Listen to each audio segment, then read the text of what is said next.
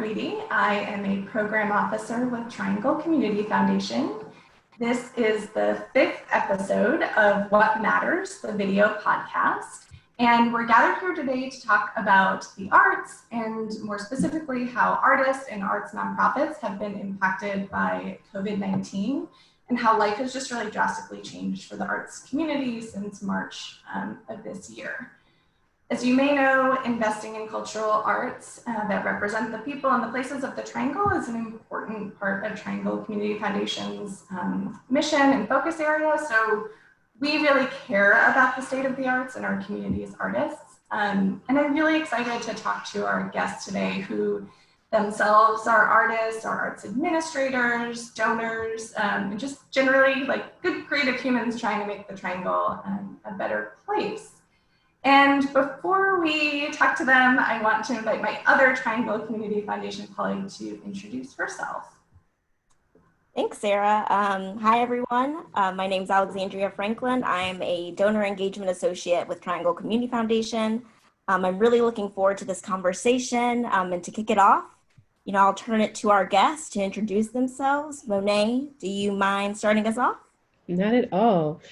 Hey everyone, my name is Monét Noel Marshall. My pronouns are she, her, hers, and I am an artist. I am a cultural organizer, an arts and culture consultant, and I serve as the founding artistic director of Mojoa Performing Arts Company, a Black theater company based in Raleigh.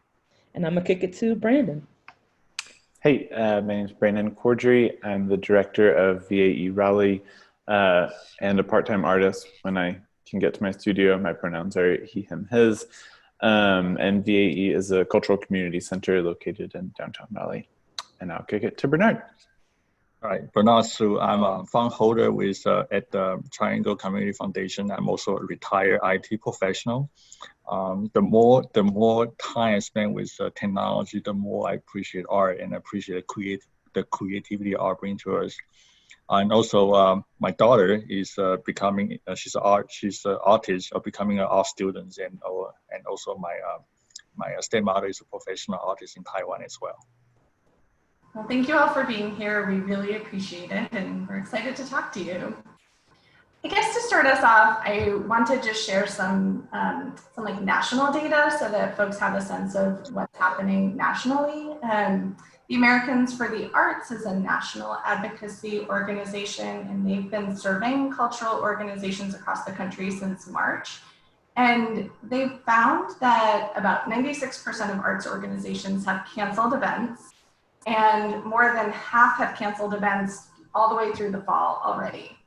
And more than 60% of artists are fully unemployed with an average financial loss of $23,000 per person. And that's a huge impact. But at the same time, even with all this like uncertainty and complexity, 75% of these artists say that they're using their art to raise morale and create community cohesion.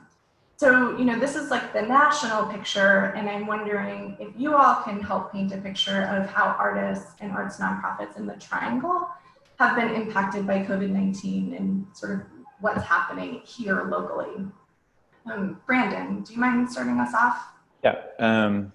So, arts organizations and artists typically use their work to bring people together, and we can't do that safely right now, right? So everything that was planned had to shift. And I'm speaking for VAE, we just sort of closed. We hosted our largest annual fundraiser, and when we sort of got our heads back above water from that, we just like, oh, it's not safe to let people in these doors.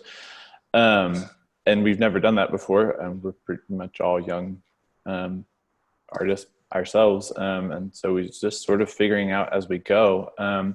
We did start a relief fund that's trying to help people across the state. When you throw out a statistic like $23,000 loss per person, $300 of stimulus cash isn't a lot, but we've had a lot of donors come in and give money, and we've been trying to give that out equitably just to provide something, just be one part of something, right? Of hopefully a larger safety net. But I think for me, what this is, and we've had these conversations at VAE, including when Monét was there, we have a funding problem in the arts, which is that the funding is held at the government and the foundation and the corporate level, and then it goes to arts nonprofits, typically for program grants or specific funding initiatives, sometimes operations, but then those people are planning things and then employing artists to like be a part of that vision.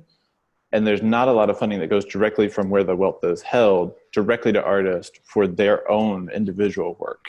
And that was apparent to a lot of us before this, but the global pandemic has really put people at home, put people engaged with their brains and other people in their community. And I think it's heightened awareness of that. I've certainly talked about it a lot in avenues like this, because we have to, I think this is a chance to sort of undo everything that we've done, reevaluate everything the systems we've set up, and make sure that more of that funding goes directly to artists for their own projects, not projects that people, and I'm an arts administrator, but like arts administrators design and then invite them to be a part of. So to me, it's like the revenue stream was cut off, but the revenue stream already had sort of like a leak in the pipe. And so artists are really getting hit hard right now. And there's almost no way to sugarcoat that. Yeah, thank you for that. Monét, do you want to add anything to that? Absolutely. I completely agree with what Brandon shared. I think particularly I'm thinking about in Durham, when the shelter in place, and Mayor Schul put the shelter in place order, he specifically named, like, we're going to be leaning on our artists in this time to keep us at home, to raise our morale, and yet there is no funding model for that. There's no support, even though there is this ask. So I think this is a moment for us to reconsider how can we fund things differently, and particularly because artists have been responding to COVID, have been doing live concerts, have been doing club quarantine on Instagram, have been finding all different types of ways to continue to engage. And yet there is no like art-centered stimulus package from our government, even though we know that in times of trouble, we lean on the arts. And I really feel like one of the things that could be really helpful is if we look back at the Great Depression and the ways that we created like programming to pay artists to do the work that needed to be done. And I'm curious about what else is possible, because I feel like organizations like BAE or North Star Durham that created the Durham Artist Relief Fund are trying to figure out, but just like Brandon said, that $300 or $500 is not enough now when we are in now month 5, and we don't know when artists will ever be able to like get back in the theater or get back into the performance spaces. Yeah, thank you for sharing those thoughts. Those are some great ideas. I want to come back to some of the funding ideas in a minute. But Bernard, do you have anything to add? Yeah, actually, the conversation that Brandon Monét mentioned, that kind of remind me of something else that I wasn't prepared to talk about it. Like I said, I'm not an artist, so I didn't really understand. You know, I don't have a full grasp of the impact to the local community. But actually, recently, the last couple of months, actually, I've been listening and contributing to Andrew Yan's narrative, right? That, you know, Andrew Yan, if you remember, does a lot of promotional UBI, universal basic income, and I think they're doing a lot of different experiments throughout the country, selecting candidates to receive funds directly from the nonprofit like that, and artists are definitely, my understanding, are definitely the key candidates. So I've been looking into either with the Triangle Community Foundation or also outside, right, just locally, how we can get something like that started as well. So anyway, that's just something that I've been thinking, and I wasn't prepared to bring it out today until I just heard what Brandon and Monét say. Well, thank you guys for sharing your stories and that insight. Bringing it back to more statistics, I'm gonna take it to a study that was in the UK. It's now expanding to the US. And it's trying to understand the role of arts as we find ourselves in prolonged isolation. Preliminary findings, have suggested engagement in the arts promote better mental health. They reduce anxiety and depression. And can you share, as artists yourselves or as supporters of the arts, why the arts are important, particularly now, as we're grappling with the complex challenges of COVID-19 and the protest and the social response to the continued systemic violence against Black people. Monét, do you mind leading us off into this discussion? Sure. So I think it feels important to name that COVID-19, the pandemic in the US, is disproportionately impacting Black communities, Black, Indigenous, and POC communities. And then to double that with the systemic racism and the systemic failures across everything, right? Because it's baked into the water, it's baked into the ground of our country. So that means in our healthcare, in food deserts, like every place we look, everything is breaking down around race and then the health impacts of that. So then if you look at that and then the economic piece, and then you add artists who exist both inside and outside of our current economic structure, right? So you have some artists who are able to make a life and they exist inside of the economy, and you have other artists who are not even really considered artists economically because that's not where most of their money comes from. It's really hard to ascertain like where do people fit in this moment in that story, So, and even in the midst of all that, Black artists, Indigenous artists, artists of color continue to create, continue to make, continue to show up and figure out like, what can I do with my hands to make this moment more bearable? And that's really difficult when you are both the person experiencing disproportionate harm and you're trying to have a disproportionate impact in your community with no funding, And yet, Black artists, Indigenous artists, artists of color continue to do that labor. Because I think we have to, I think there's an inner thing that's like, we have to, we know that if we don't, no one else will, right?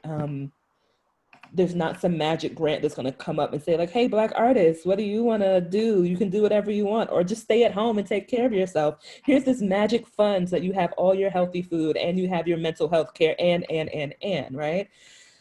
So we have to do these things. I think my question remains, how do we, and I know we're having a conversation with the Triangle Community Foundation, and how do we problematize, how do we disrupt, how do we shift the ways that we have been funding things for so long so that they can actually be more effective in this moment, right? So right. I think that's a question for everyone who has access to resources around, what avenues do we have, what avenues do we need, and which avenues do we need to break?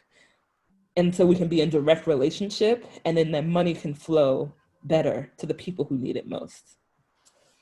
Absolutely. Monét, you and I just talked about this with one of our grant programs, right? Like there are some structures that foundations and grant making entities have because there are all of these technical rules, and like which ones do we need to break, which ones can we bend, and I think it's our responsibility to be having these conversations and hearing from folks like you. Can I add one more thing? Yeah, please. Even for instance, the fact that if I were to say, I want to do work specifically for Black audiences and I need funding from the state, I would have to either find some language to do something different, or I would have to make adjustments to my programming. And I say that I find that that's a problem for two reasons. One, because we are in a moment where more municipalities are naming racism as a public health threat. And if it's a public health threat, then we need to be able to heal it separately. We need different healing work for different communities, one. And then two, with organizations such as the NCMA, for instance, when they were started, it was a segregated organization, but Black people were still paying taxes that went into the budget of NCMA, even though they could not walk into the building until the 1950s. So then that means for all those years, it was a white-only space that Black people were still paying into and could not access. So there is in our arts and culture field, there is a need for reparations in order for Black arts institutions to get the support and the funding that they deserve, because we've been paying into white-only arts institutions. And continue to. I mean, I'll never forget Mike Williams saying, the first Black on Black show we had, like, is everyone be okay that all the artists in this are Black? I'm like, this organization's almost 40 years old. Imagine how many exhibitions we've had that were all white. You know, I wasn't around for all of them. I'm sure I was around for some of them, you know. I'm guilty of perpetuating that culture, but our tax dollars go into these organizations who consistently report demographics back to their funders that show that they are not connecting with the taxpayer base that funds them. And then there's nothing. Why collect the data if you're not going to do anything with it? We have to go back to people and start defunding them the same way that there are calls to defund the police right now. If you can't build trust with the community that funds you, you need to lose some of those funds. And honestly, it would open up more funding to go to Black spaces like Monét was talking about, because we need to break some of these rules. Nonprofit structure was built by white people in order to help white people, and it still exists today. And if we don't get rid of some of those rules, we'll just continue to perpetuate it, even as we think of ourselves as super nice, you know, woke people. We'll just continue to perpetuate it. And it's, you know, we have a lot of conversations about giving up control. Part of control is money, right? VAE doesn't have a lot, but I'd happily give up some of it if it meant that we could create an on-ramp to some of these funding sources that were particularly for Black, Indigenous, and people of color run, and organizations for those audiences, right? Because we have a wealth of them, and the data shows that are run by white people who have audiences that are almost completely white. And if we don't fix that, I mean, we have white artists who are super well funded. Why does that not work the other way? We have to trace this back. Bernard, did you have anything that you wanted to add? Yeah, I think I wanted I want to take a little bit different approach and talk about how local artists inspire me, I guess, during the time. A few weeks ago, I was invited to be part of the art review community with Triangle Community Foundation, and during that process, right, I was fortunate. I get to see several different artists' work, and one of the artists, her photography work really inspired me. That her work captured really well, perfectly, the humanity connection of the local refugee community that's sponsored by World Relief Durham. And I was so touched. And again, this is during a time that everybody was a little down and trying to reach out, right? So I was so touched by her work that I immediately went to the website and signed up to be a volunteer, and also hoping that to get training and become a mentor one day within the refugee community. So I want to mention that because for me, as a non-artist, right, I want to emphasize that how I am inspired and touched by the work. And also one minor thing, right? The artist that I mentioned earlier, that I like her work so much because I think her photography tells such a great story, right? And in fact, I've contacted her. I'm currently arranging for her to do an outdoor family shooting session for me and my family before my kid goes to college. So I just want to talk about how the local artists inspire me during the time that is also not easy for me and my family. So I do appreciate that. Thank you for sharing that story. I love this conversation because it's so rich, right? Like the last question that I wanted to get to, we've already touched on, and I think it's really important that we really like dive into these conversations. But I was going to ask you all, sort of, what funding programs have sprung up over the last couple of months, and what needs to happen. And I hear really clearly, from Monét and from Brandon, that we need to be thinking bigger and outside of the box, and much more systemic changes. But I wonder if you want to sort of talk a little bit about what kinds of funding have already sprung up and what artists need during this time, and like there's one or two things that you really want to see moving forward. I know, Brandon, do you want to jump in? Yeah, I mean, at a city level for nonprofit support, the city released funds more rapidly in order to sort of help, and with less paperwork involved, which was, nice and helpful. Some of the North Carolina Arts Council funding got moved from program specific to operating support. Those things are all helpful. They allow us to free up more funds that hopefully encourages those nonprofit organizations to find ways to get those funds out directly to artists, since that's our mission. The Warhol Foundation, which I've been hunting down for 3 years to try and bring them here and get a regranting center. This spurred them to double their regional regranting so they can have more local impact. And so we will have it'll start off as a relief fund here, and then it'll become hopefully sustained into a regranting that'll be funding that goes directly to artists for their own ideas, right? Yeah, we've seen some changes. The Artist Relief Fund that sprung up nationally and is providing $5,000 stimulus funds, I guess, because they're not really program grants to artists is great, but again, none of this is quite enough. So what we need is to acknowledge that, yes, this is a very particular moment and we have to find ways to plug in and provide a safety net, but this has to be larger. This has to be a much bigger change in the future. Otherwise, we're only going to deal with one financial crisis, and the other financial crisis is the systemic oppression that we apply to a large swath of our community. So. Monét, you've already shared a lot, but yeah. Yeah, I want us to take this moment as a gift that we get to slow down for a minute and really look at what is not working and look at what is broken and do both like the inner work, like interpersonal, but also inside of our organizations, but also doing the research of figuring out what has happened in the past and what is happening in other countries.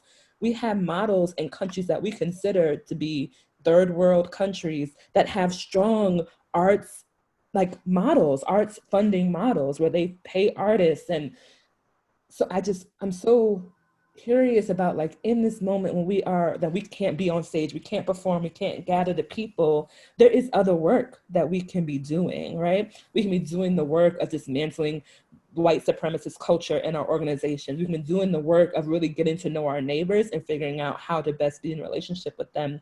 And I think it's twofold. One, I think that on an individual level, if we're in better relationship with our neighbors, then funding feels different, because then it's like, well, I know that actually if I go down the street, I can borrow this. Like we can be in a different relationship to needs. And then on a city, regional, national level, we can then begin to ask for the things. I think the other thing that I feel so clear about in this moment is Southern artists, there's no dearth of talent. We are no less talented. Our ideas are no less brilliant than artists in New York or in DC or in Chicago. We just have less funding. And if we had more funding, then people would be able to stay in their hometowns or move. Like, I really love trees and grass. I love being from the South. My mama lives in Raleigh. I really love living in Durham. Like, I love it. There's a river that runs through the city. I want to be here. I want to create a life where I get to be an artist and I get to pay my bills and save for retirement and have a family and be here. Like, I've chosen this. I'm not here because my art is no less valuable. So I need, me personally, and I speak for lots of other artists, we need ways to make a life here. And I really feel like this moment, if we take the gift of it, that we have the brains and the resources and the talent and the history to create models that can actually support all artists. Yeah. Thank you. Bernard. Yeah. In this really traditional institution, what are your thoughts? So I want to talk about things that I know, and also I also do have a recommendation too, right? At a personal level. So as I mentioned earlier, I'm a fund holder with Triangle Community Foundation. Overall, I think that the organization is doing a good job, right? I know there is there's a COVID relief fund for the artists, and I personally contribute to that. And also look forward to see, right, Sarah, if you guys come up with a new way to help the local artist community, I look forward to hear about it, right, and figure out how I can contribute. But also, as I mentioned briefly earlier, that also another thing that the Triangle Community Foundation has done, and that was fortunate to be part of it, is there was a art review community.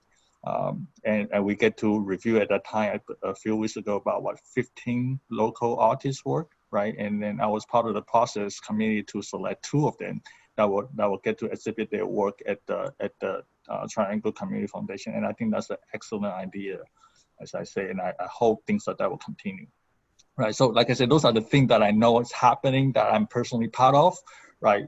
Both my time and also financially, and I look forward to see any new way that we can continue that, right? I do have I guess at a personal level, I have a suggestion perhaps, right? I think 2020 has become a year to remember, right? It hasn't been easy for many of us, and I personally was, quite concerned about how my children would handle it, and to be honest with you, they did not handle it well at the beginning, right? It got better for them because they start doing art, they start doing painting, drawing, and I can see immediately how much help, right, mentally it is for them as well. The reason I mention that is because, as I mentioned earlier, my older daughter is scheduled, she's supposed to go to Chicago for art school this fall. What I didn't mention earlier is actually we are now trying to decide there is a chance that she might take a gap year. And just so that we don't have to worry about the potential outbreak in Chicago or North Carolina, right? But as an art student, guess what? She's happy, she's confident to take an art year, so she get to work with local artists, right? So which means we might be reaching out to many of you, looking for potential, art lesson or coaching or mentoring or what not, right? So I guess what I'm trying to say is there might be other students that are in a similar shape, a similar situation where they are maybe taking a little time out with schooling, right? But looking to either work on their art skill, right? Or just overall, as a stress relief, right? Taking out some art lessons and things like that. So just as a recommendation at a personal level. I think that generally fits with a theme that I'm hearing is we just need to think more creatively and think differently about how we support the arts, how we fund the arts, and frankly, sort of how we talk about them and who we lift up.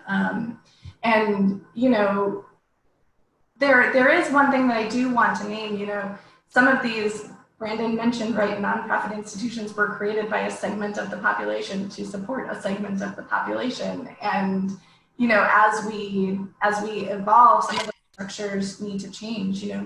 Community foundations, it's very difficult for us to grant directly to artists. That's not the way that our institutions were set up. And so how do we, have these relationships with the arts nonprofits in a way that is also supporting the arts community? So these are just things that we need to be thinking about. We are really excited that we just launched a cultural arts grants program for the first time in our history. It's a really small step, but it's a step in that direction, and we're really wanting to increase culturally representative arts programming and make art more accessible to more people during COVID and after. And even though nonprofits will be our partners for this, we hope and we think that artists will benefit from this program now and in the future. Yeah, well, thank you. I'm going to turn it over to Alex to sort of wrap us up in the last minute or two here. Yeah, thank you. We could honestly talk about this for another hour to the whole day, but we want to wrap up and thank you guys for taking some time to talk with us today, to share your stories and your perspectives. To close us out, I'd like to invite Brandon and Monét to share your organization's website, any social information, Twitter, Facebook, and any upcoming events that you guys have that you would like to share. And Bernard, if you have any closing thoughts that you would like to share, we'd love to hear them. So VAE can be found at vaerally.org. Same for Instagram handle. Upcoming programs. So we have a project that would have just closed called Dea Ki Dea A, which we're working with the artists and the steering committee to try and do that as a multi-venue or outdoor project. So having a lot of discussions about what does that mean to host these things outside, right? And if we can get through those, we'll hopefully launch that as an outdoor project soon. Our Awesome Foundation continues to give out monthly stipends of $1,000. We're pivoting to be more focused on anyone proposing their ideas that respond to these current times. So we encourage people to apply. Again, it's not a ton of money, but we're trying to create sort of a bigger safety net. Collective Works for Better Mental Health is currently in our storefront windows. It's a project with Nami-Wake County because they experienced an increased number of requests for mental health support. And so this was being on our storefront, it was a way that people could create art together, quote unquote together, but also share some of their sort of mental health status and thoughts of encouragement, so we could break down that stigma around talking about mental health, because that's always important, but it's increasingly important right now. And we have a funding partner who came in and matched those funds. So NAMI is using those to support a variety of different programs, including, owning up to, I think this is one of the most important things nonprofits need to do, is owning up to their own shortcomings, right? And putting some of those funds into more traditional outlets for mental health for Black, Indigenous, and people of color, acknowledging, sort of that they have a better trust relationship. So I think those are our main things we have. Monét? Yeah, so you can find the theater company that I run with my family, Mojoa Performing Arts Company, at mojoaa.org. We're also on Facebook and on Instagram. I think the next project we have coming up is we're launching a podcast called Red Clay Plays, and it's going to be all like readings and then interviews with readings of Black plays by playwrights in the South, living Black playwrights in the South, and then interviews with those playwrights. So we'll be launching that the next couple of months. And then me personally, you can find out what I have going on at MonetNoelMarshall.com or on Instagram at MonetIsArt. And what am I doing? I'm doing lots of things. So one, you can throw money and resources at the Durham Artist Relief Funds. It's just supporting artists in Durham. You can also give money to the North Carolina Artist Relief Fund for artists across the state. And yeah, and supporting like Black artists. I work with a collective of artists in a group called Art Ain't Innocent, and we are supporting Black artists creating art downtown and figuring out what's the next phase of that and how to continue to get more funding to Black artists for them to do what they want and make the art that feels right in this moment. And yeah, I'm writing and trying to stay healthy and live my best life. Thanks, Monét. Bernard?